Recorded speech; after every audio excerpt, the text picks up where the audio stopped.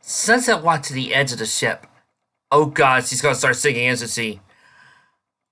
Wishing on a dream that seems far off, hoping it'll come today. Into the starlit night, foolish dreamers turn their gaze, waiting on a shooting star. But what if that star is not to come? Will their dreams fade to nothing when the horizon darkens most? We all need to believe there is hope. Is an angel watching closely over me? Can there be a guiding light I've yet to see? I know my heart should guide me, but there's a hole within my soul. What fills this emptiness inside of me? Am I to be satisfied without knowing? I wish then for a chance to see how all I need, desperate need, is my star to come. We would like to apologize for reusing this song joke, but it's a ship, it's in the air. Good golly, if we don't need to use one Lunar reference per time this happens. So you could see the tiny flickering lights of Ponyville, growing fainter with each passing second. She left the railing and headed towards the cabin door, curious to know what was on the other side. She opened it up and found a cozy lounge, no doubt used for upper-class gatherings. There was a couch shaped in a semicircle around a glass table, a bowl of fake fruit sat on top of the centerpiece. Cider goblets and polished plates were neatly arranged in a glass cabinet off the side. Sunset made her way around the room, shuffling her hose along the soft carpet that blanketed the entire floor. She hopped onto the couch and lay down, looking at her face in the reflective glass table. She put a hoof up to her bruised cheek. Now it only hurt when she thought about it. Part of her wished she had taken Celestia's offer to heal it, but her newfound hatred for Celestia had urged her otherwise.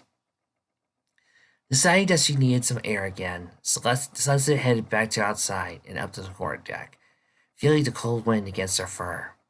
She stopped at the back of the ship and observed the stars as they drifted past. On a normal night when she couldn't sleep, Sunset would go up to the observatory in Caroline Castle and look at the constellations. Once, she had found Luna up there, looking at them as well. They had a short conversation before Luna departed, saying she had important things to do. Sunset hadn't minded. Part of her liked being alone sometimes. There was no point distracted from her thoughts. She could meditate, concentrate on whatever problems she was dealing with. Now her thoughts were the problem. Ever since he had come back to past, no, ever since he had met with Celestia, something was amiss inside her head. She tried to deny it, blaming it on anxiety or lack of sleep. But Sunset knew it was getting worse. She was running out of excuses. She hated Celestia. It was like a fire burning through her soul no matter how hard she tried to suppress it. Just hearing Celestia's name would reignite it. And yet, running through Sunset's head were faint memories of a kind, loving Celestia. Sunset could see herself as Celestia's student, impressing her, praised by her. She was like a mother figure. But Sunset hated her. Add to the fact that these memories were out of place anyway. She was Twilight's student. She was very sure of that. In fact, some of the memories with Celestia were very similar to the memories she had with Twilight. She could swap one with the other, and he'd practically be identical. None of it made any sense to Sunset, and thinking about it only made her want to scream. She rested her chin on the back rail and let out a long sigh. Maybe I'm just losing my mind. I did inhale a lot of smoke while I was running away. Could that mess up my brain? Maybe the future Vesper Radiance did something to me. Well, I don't want having an insatiable lust to destroy everything, so maybe not. Did traveling through time do something to my memories? Maybe I'm somehow remembering things that haven't happened yet. Wait, I was a filly in that dream last night, so there goes that theory. Besides, that wouldn't explain why I want to rip that fake loving smile off Celestia's face. Sunset threw her face into her hooves. What's wrong with me? She sat like that, trying to ignore the whisper of hate in her head. Instead, concentrating on the gentle rocking of the ship. She always loved the swaying of an airship. It was like a lullaby trying to bring her to sleep. Sunset wasn't sure how long she had stayed in that position. All she knew was that sleep would not come to her this time. Her legs began to cramp up. Sunset stood and stretched before throwing out her floor hose across the railing and sighing. She stared out at the dark horizon, focusing on the black line marking the boundary between land and sky, and like it held all the answers to her questions. Sunset? Sunset jumped at the voice behind her, turned around to see Twilight walking up to her, rubbing her eyes. Thought I might find you up here. Twilight, what are you doing up? Sunset was always glad to see Twilight, but right now she didn't feel like talking to any pony. I was having some trouble sleeping, and someone told me you were probably too. She took a seat next to Sunset and looked at the view. I kind of see why Luna wanted ponies to appreciate her night. The world has a kind of beauty that can only be seen at night sometimes. Yeah, was all Sunset could think to say. Twilight turned her head, looking Sunset in the eyes. What's wrong? She asked. Sunset looked away, rubbing her good cheek with a hoof. Nothing's wrong. I just like sitting out here. It's nice. A particularly cold gust of wind blew against Sunset, forcing her to change a chair. Sunset, you're like an open book. And trust me, I know a lot about books. Something is bothering you. It's written on your face. Sunset opened her mouth but closed it again. How was she supposed to tell Twilight what was on her mind? Sure, Twilight might believe her as Sunset told her about her memories, but Sunset doubted she could have any useful advice. Then there was the matter of Celestia. How was Sunset supposed to tell Twilight that she despised the Princess of the Sun? Twilight held Celestia in the highest regard. It's nothing, Twilight, really. Sunset was hoping Twilight would physically let it go. Twilight placed a hoof on Sunset's shoulder. Please, Sunset, I just want to help. And I appreciate it, I really do, Sunset said sincerely. But there's nothing to talk about. Twilight started to say something else but stopped, lowering her hoof. She sighed. All right, Sunset, but if you want to talk, I'm always ready to listen.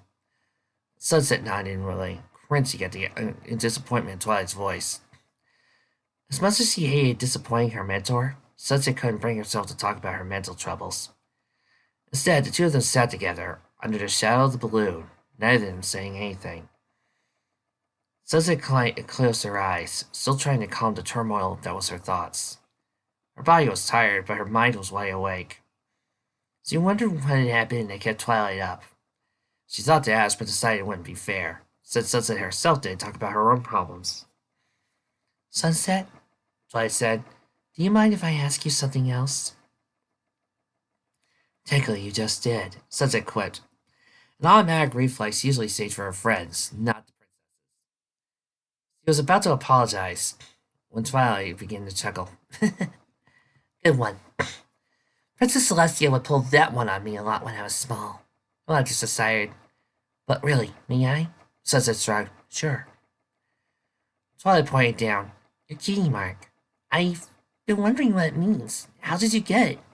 If you want to tell me, that is. Sunset looked down at the mark on her flank. An 8-rayed sun. 4 red, 4 yellow. In the center, the two colors circled each other in seamless quality. She smiled, remembering the story she had told to the crowd in the park the day she arrived at the pass. My cutie mark represents my ability to tap into the streams of energy the sun releases and convert it to magic, Sunset explained. Wait, what? Twilight folded her ears back, a perplexed look on her face. You can turn sunlight into magic? Sunset let out a soft laugh. No, not sunlight. The arcane surges from the sun that fill all things with life. I can kind of intercept them and turn these energies into magic. I guess it kind of is like photosynthesis, only with less light and more magic. Twilight blinked, her mouth open. That sounds amazing! Can you give me a demonstration? I'd love to, but I can only do it during the tiny time. And it's a little dangerous. Sunset added in a soft undertone. You see, I'm tapping into pure solar energy. When it runs through me, it heats up my body pretty fast. I have to be careful so I don't do any permanent damage. Incredible, Twilight whispered. Don't think I've heard anything like it. Using a natural resource like the sun as a magic booster. It must take tremendous amount of focus. Sunset nodded, remembering all the headaches she endured to master her talent. It took years of training to get where I am now. It's still hard to do sometimes, so I try not to use it often. She squinted her eyes. Actually, now that I think about it, I've only really used it outside of training once. When was that? Twilight asked. The day I got my cutie mark, Sunset smile widened. I was about 9, and I dragged my friends to the Everfree Forest, thinking that if we slayed some monsters, we'd be heroes. I know. I know it was stupid. So yeah, seeing the look on Twilight's face. But I was little. I had a lot of stupid ideas. Anyway, we found a pack of timber wolves and decided that maybe our mission wasn't a good idea. We tried to leave quietly, but one of us stepped on a branch and woke them all up. I'm pretty sure that was the fastest I ever ran that day. Sunset laughed. But Sunset's tone grew a little more serious.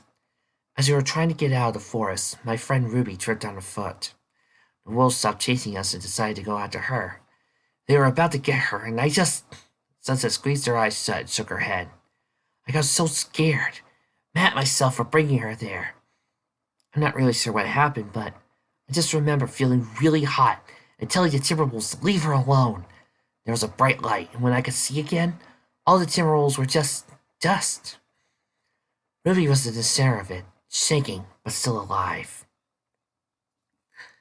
Blake came afterwards to look up at her, and Weiss told me that she was okay too. Boo! That's when disappeared. Sunset gestured to remark. And shortly after that, you showed up to rescue us. I did? Twilight's eyes widened with curiosity. Yep. Our parents had been really worried about my friends and I, so they personally went to you. Sunset scratched the back of her head, looking sheepish. We were in so much trouble when you brought us back home. I imagine so, Twilight said. You ran away from Camelot all the way to the Everfree Forest? Why would you even do something like that? Sunset played with her host. To be like you, she said softly. Twilight fell silent. It kind of worked, Sunset continued. After that, you took me as your apprentice. It was the happiest day of my life. Sunset, Twilight looked misty-eyed. She cleared her throat. You should really just try to be yourself. Yeah, I know that now. I told you. I was small and filled with dumb ideas. I just grew up with all these great stories about how you saved the world. I wanted to be brave and strong like you. Sunset slapped a hoof to her face. Gosh, this sounds so sappy. No, Sunset. It's great that you have a hero, Twilight blushed. I just can't believe that hero is me. I'm really not all that brave, at least not on my own. I only run towards danger because my friends are with me, or because they're in trouble. If anything, I admire you, Sunset. Sunset looked at her. Really, why? Twilight gestured outward with a hoof. For trying your hardest to save all of this. You risked a lot of things to come back and try to save the world. You're about to do it on your own, too. I wasn't being brave, Sunset protested. I was stupid, thinking I could solve this on my own. I doubt I would have even made it this far. Twilight put a hoof on her shoulder. You really shouldn't doubt yourself so much. I'm sure you would have figured something out, but I'm glad you decided to trust us instead. Sunset bowed her out. Yeah, trust. She clenched her teeth, deciding to tell Twilight the truth, now before she chickened out. Twilight, listen, well, what is it, Sunset? You could tell me. I know, it's just, The ship gave it violent lurch, and Sunset hit the railing with enough force to send her toppling over the edge. A hoof grabbed her. For the second time that day, Sunset found herself being caught by Twilight. Sunset! Don't let go! Yeah, that's not going to happen. Against her better judgment, Sunset decided to look down. What she got past her face was a ball of red energy, larger than a cannonball. It continued to skyward, narrowly missing the balloon. It was quickly followed by another one, this time hitting the bottom of the ship. Twilight hauled Sunset back onto the deck as the Blue Moon moaned in pain. What's going on? She asked frantically. We're under attack. Subpony is trying to blast us out of the sky. And I'll give you one guess who it is. The ship rocked again as another magic missile slanted to its side. The smell of smoke began to fill the air. Sunset and Twilight ran back down to the main deck, just to see Skyheart crouched against the deck with his legs spread out, like it was about to take off. Hey! Where do you think you're going? Sunset yelled.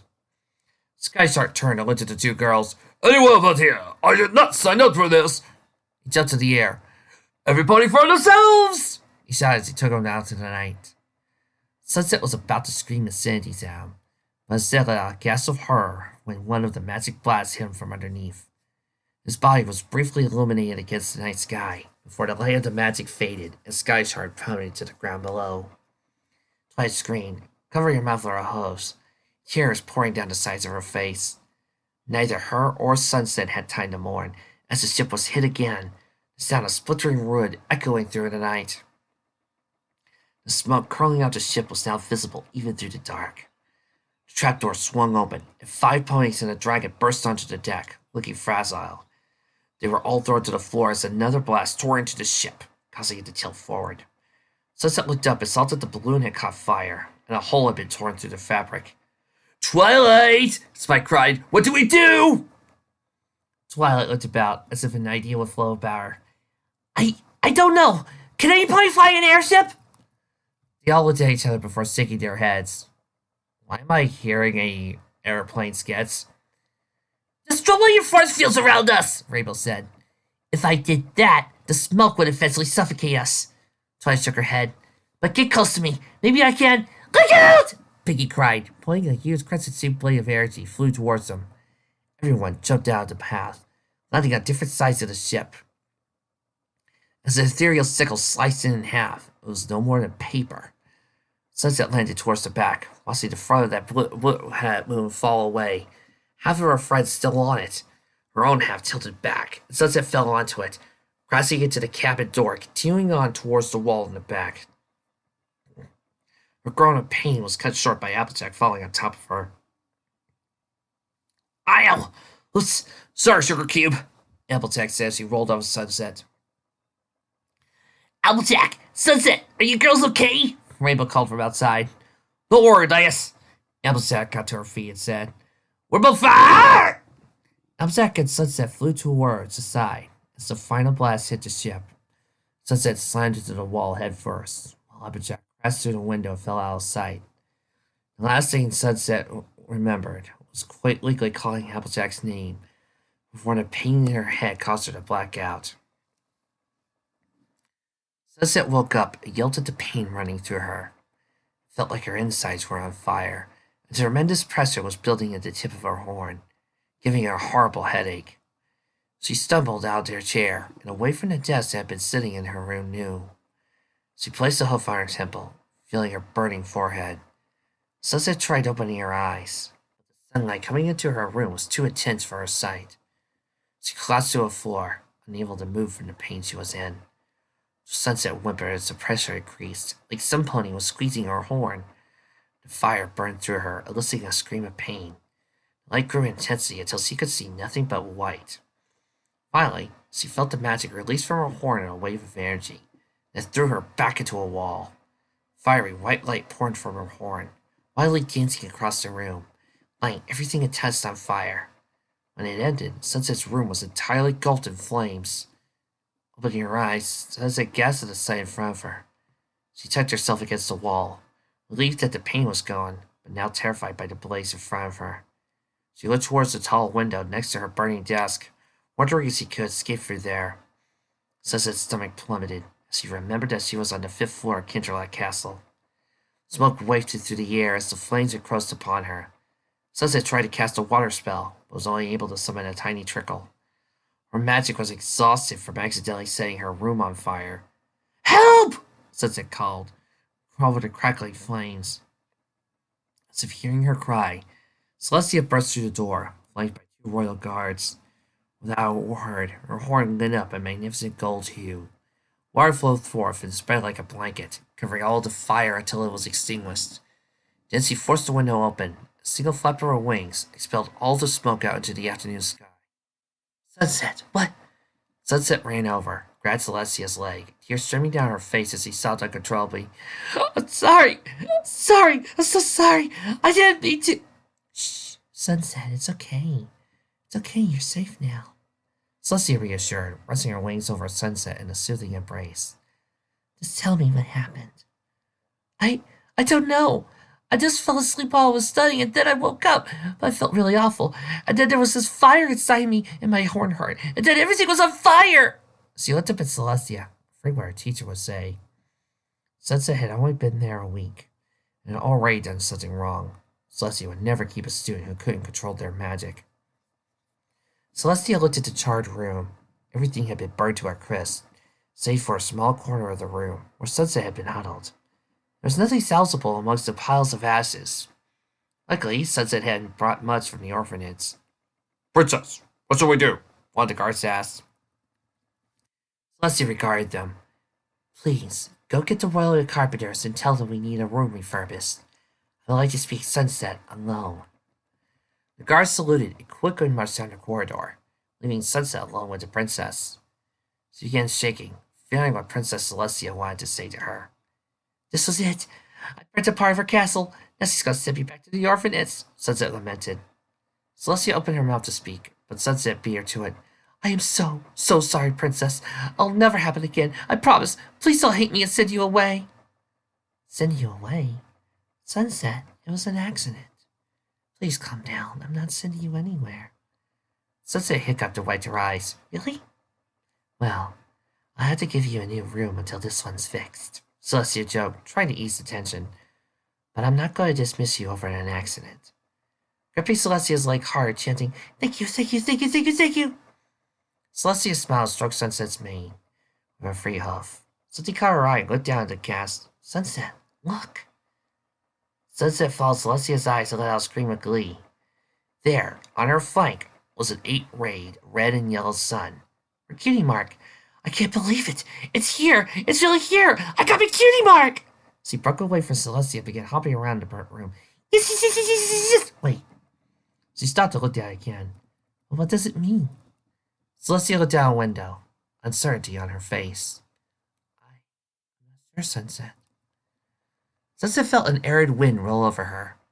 Shifting her body, she could feel the rough trickle of sand underneath her stomach. Her mouth felt dry and dusty. Noticed a heavy weight on her back. Opening her eyes, she was greeted to the light of the morning sun, rising over a vast stretch of yellow sand. Lying in front of her, miraculously undamaged, was her hourglass. She unsuccessfully tried to get up, laying on her back, It groaned and changed positions, and Sunset saw a tuft of rainbow hair drop into her vision. Rainbow Dash? Sunset called. Rainbow groaned again, slowly stirring out of her unconscious state. Ugh! Where are we? He asked groggily. Well, judging by the sand and the heat, I had to say the San Palamo Desert. Sunset scorned, trying to get out from underneath that Rainbow. The desert? How did we wind up here? Some energy returned to Rainbow's voice. I don't know. Last thing I remember was hitting my head. Sunset said irritably. Oh, I remember now. I had to fly down and save Applejack because he fell out of the airship. Then I had to circle around, save you and Pinky. But I think something hit me in the head too, because I don't remember landing. Well, at least we're alive. Yeah, but where are the others? Do you think they're okay? Sunset sighed. I don't know, Rainbow. And as much as I'm enjoying this quality time we're spending together, would you please get off my back? Oops, sorry. Rainbow said with a laugh. She got off of Sunset, stretching herself out. Sunset stood up and arched her back, feeling a few pops from her spine. She took a better look at her surroundings, seeing the gritty landscape stretch out all around her. A group of mountains peeked out on the horizon in front of her. Another set was close behind her. To her right, she could see the wreckage of the back half of the airship. Jeez, Sunset muttered, slipping the hourglass back around her neck. I can't believe our luck. What? The fact that we fell out of the sky again? Or the fact that we're alive? Rainbow asked. Both. Sunset started heading towards the crash site, hoping to find other survivors. Passing on, Rainbow took to the sky overhead, following close behind. They didn't have to walk along before a figure appeared in the distance, running towards them at an impressive speed. "Girls! What good as I found y'all!" Applejack cried. She skipped to a stop and pulled Sunset into a powerful hug, knocking the wind from her, before jumping up and doing the same to Rainbow. "Do either of you know where we are?" "The San Palomino Desert," Sunset said it with certainty. "Judging by the position of the mountains, I say somewhere in the northeastern half." "Well, that don't sound too good," Applejack said, letting go of Rainbow. "Have you seen anyone else around?" "Not yet," Rainbow said, rubbing her chest. "But Pete used to be around here somewhere. I was carrying her with both of you guys when I blacked out." Applejack nodded. "Well then, Rainbow, you search the sky. Me and Sunset will look down from here." "Got it!" Rainbow took Holly into the sky, kicking a small down on the turret. She had only been up there for a second before shouting, "Found her!" Applejack and Sunset followed Rainbow's hoof pointing west. In the far distance, they could see a small pink figure that seemed to be struggling. They all took off towards it, leaving a trail of hoofprints in the sand. The three ponies found Pinkie Pie stuck headfirst in the sand, flailing her hooves. "Pinkie, are you okay?" Rainbow asked. A muffled noise came from underneath the dirt. "Right. We should probably pull you out first." Grabbing her by the tail, Rainbow gave a powerful tug. Pinkie popped out of the sand onto her haunches. "Hello, girls! Look, I'm meeting your friend!" She pointed to the rather large scorpion, pincing her nose with its claws. "Isn't he neat?" Applejack and Rainbow faced off, and Sunset said, "Pinkie, you know scorpions are poisonous, right?" "I know that, silly, but he wouldn't sting me." As if he had been challenged, the scorpion raised his tail high, preparing to sting Pinkie. Sunset quickly levitated the scorpion off of Pinkie's face and onto the ground away from there, where it clicked its pincers angrily before burrowing into the sand. "Okay, we need to find the others and get out of here." Applejack nodded in agreement. "The other half of the ship couldn't have fallen too far from here. We should be able to find them in no time if we head in the right direction." "Yeah, but which direction is right?" Rainbow asked. Sunset was quiet for a moment, thinking, well, Las Pegasus is west of us, almost directly so. Since we were heading in the direction when we crashed, hopefully the front end of the airship should be that way. Pinkie chirped, hopping off across the desert. "Better hurry up and find them, because I don't see any water in that wreck. It's only gonna get harder," Applejack said grimly. Sunset turned and looked at the morning sun, climbing higher into the sky. She swallowed a tiny bit of spit she had in her mouth. She could tell it was going to be a long day. There was a loud thud as something heavy landed on what used to be the main deck of Blue Moon. The sound of flapping wings filled the air as four foreign figures dropped out of the sky, landing around the first. The sunset was now high in the sky, casting heat as the center figure ruffled his black feathers in irritation. He clicked his beak, raised the leather strap around his chest, pulling a gray stone with his talons. The griffin squeezed the stone hard in his palm till it began glowing in a multitude of colors. There was a sound like static emanating from it before an irritated voice could be heard on the other side. "What is it, Razor?" "Your Majesty," Razor responded in a deep tenor voice. "We found the crash sites, but they're both empty. The rats must have scurried off already." "Well then, looks like you'll get your chase after all. Just remember, I want Twilight Sparkle alive." "Aye, but what about?" "The girl who thinks she's Sunset Shimmer," the voice called in. There was a long pause before her voice came out in stone again. "Make sure her death is prolonged and painful. Bring her body to me. The rest of them can bury in the sand." "Yes, Your Majesty," Razor said, squeezing the stone until it was gray again, sticking it back into his pocket. Looked at the four griffins surrounding them, all of them armed with a variety of weapons. "Well, come on, you lot. We got a job to do." Spreading his wings, he took off into the sky, screeching a battle cry. His followers joined him, all of them calling to the heavens as they jetted towards the horizon.